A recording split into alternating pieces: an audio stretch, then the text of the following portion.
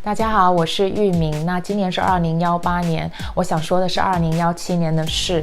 本人是有点慢。那在去年的10月到11月当中呢，美国有多起的性丑闻被揭发。那从好莱坞的金牌制作人到著名的演员，再到国会议员，再到大公司的总监，还有新闻台的著名主持人都纷纷落马，因为有许许多多的女性还有男性站出来去指控这些人曾经对他们做出的不正当的性行为。那10月、11月可谓是名副其实的天蝎月。那我们也知道天蝎座呢跟人的黑暗面、跟丑闻，特别是性丑闻有关系。那天蝎座呢也跟我们的疗愈、跟我们的重生有关系。那随着这些性丑闻被揭发呢，美国女星 Alyssa Milano 呢就在她的社交网站上以我也是 Me Too 的标签呢发起了一场反性骚扰的运动。那她就鼓励曾经受到性骚扰的朋友呢站出来说出自己的故事，借以引起社会的关注。那这个以我也是 Me Too 的标签呢，在全世界范围内第一个24小时呢就被470多万的人用了1200多万次。那可想而知，就是许多人都有他们的故事。那我也相信说出他们的故事，其实对于他们来说是一个疗愈的过程。那美国的时代杂志呢就把这一群打破沉默的人、说出自己故事的人封为了2017年的年度人物。那在整个事件当中呢，就有一个很特殊的现象，这些性侵犯的行为呢，大多都发生在很久以前，有20年前、30年前，甚至是40年前。那为什么这些受害者呢，都长期以来要保持沉默，不愿意去寻求帮助呢？那我觉得当然就有很多文化社会的因素咯，像许多的这些加害者，他们都是各行各业的精英，他们都有一定的社会地位。那我觉得受害者可能会觉得我说出来会不会影响我的前程我的事业，或者说我说出来别人会不会相信我。那作为一名心理咨询师呢，我更关注的是心理层面上的一些因素。那我觉得心理层面的因素呢，就是这些受害者对受到性侵犯所带有的羞耻感。那说到羞耻感 shame 呢，我们就不能不提到 Brené Brown， 她是一个研究人员，她在过去的10多年当中呢，一直对羞耻感进行研究。那她的2个 TED Talk 脆弱的力量还有倾听你的羞耻感呢，就有超过3000多万的点击率。那我会把这个链接 po 上来，感兴趣的朋友可以去看一下。那有趣的是呢 Brené 她本身就是天蝎座，那让一个天蝎座去研究人性的黑暗面，去研究我们的羞耻感，不是再 perfect 不过了吗？那 Brené 是这样定义羞耻感的，他说羞耻感呢每个人都会有，但每个人都不愿意去谈，因为羞耻感是建立在我们内心觉得我们不够好我们是有缺陷的我们是没有价值的，或者说我们的人格是有障碍的。那一旦你知道我是这样一个不完美的人，你就不会再接受我，你也不会爱我了。所以我选择不吭声，我要把它变成一个不能说的秘密。那所以这些受到性侵犯的受害者呢，他们内心深处是觉得这是一件很可耻的事情，这也是一件很丢脸的事情。如果我说出来的话，你可能觉得是我先勾引他的，或者说我不应该穿这么少，或者说我是一个骚货你会觉得我的人格有问题呀，或者说我是没有价值的，你会看不起我，所以他们情愿打死也不说。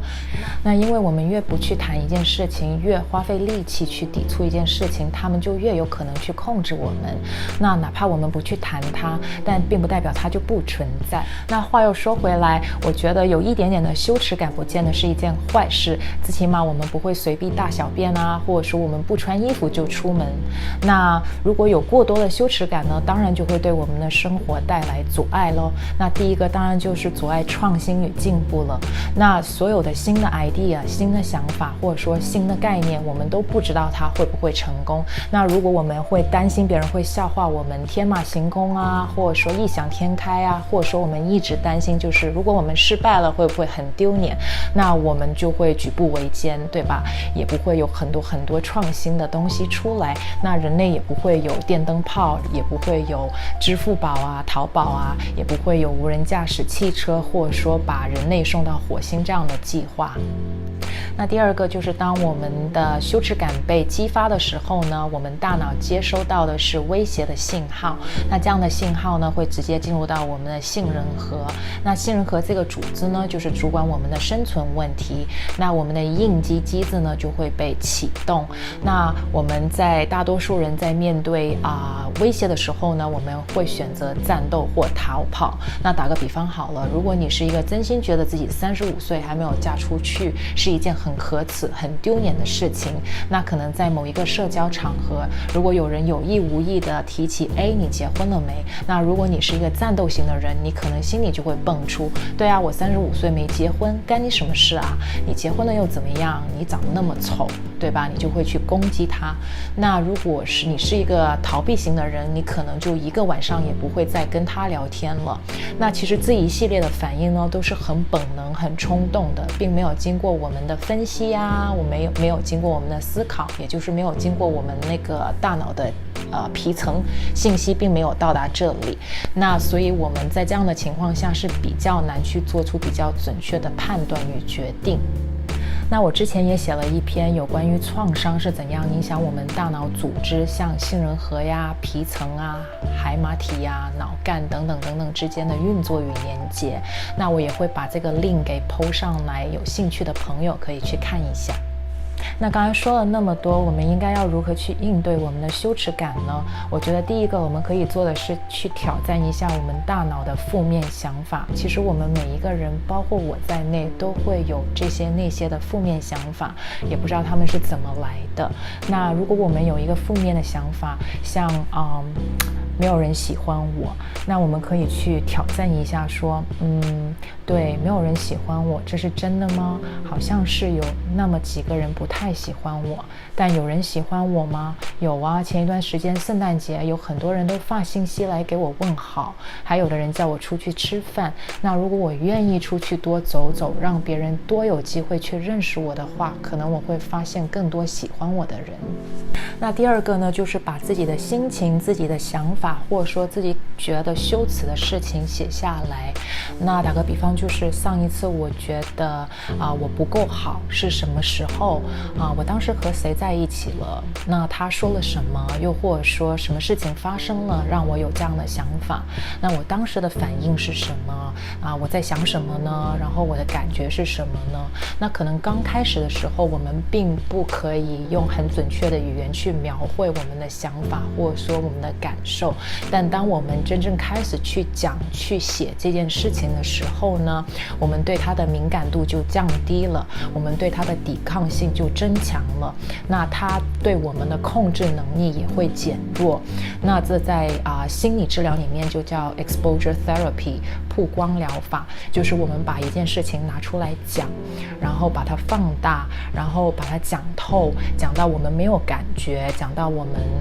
对它没有任何反应，那我们就不会害怕去讲这件事情，那它对我们也不会有控制。那还记得我们刚开始讲，就是羞耻感之所以可以存在，就是因为我们不愿意去讲，我们害怕去讲，我们害怕去面对它。那所以我真心觉得那些受性侵犯的受害者，他们在那个社交平台去讲，或者说他们在媒体上去讲，那哪怕到了最后法律并没有制裁那些伤害他们的人，其实对于他们来说也是一个疗愈的过程。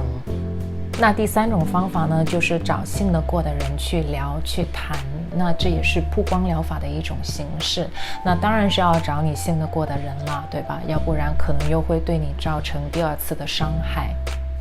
那我以上说的3种方法，还有那些在社交平台上说自己故事这件事情呢，其实是需要很大的勇气的。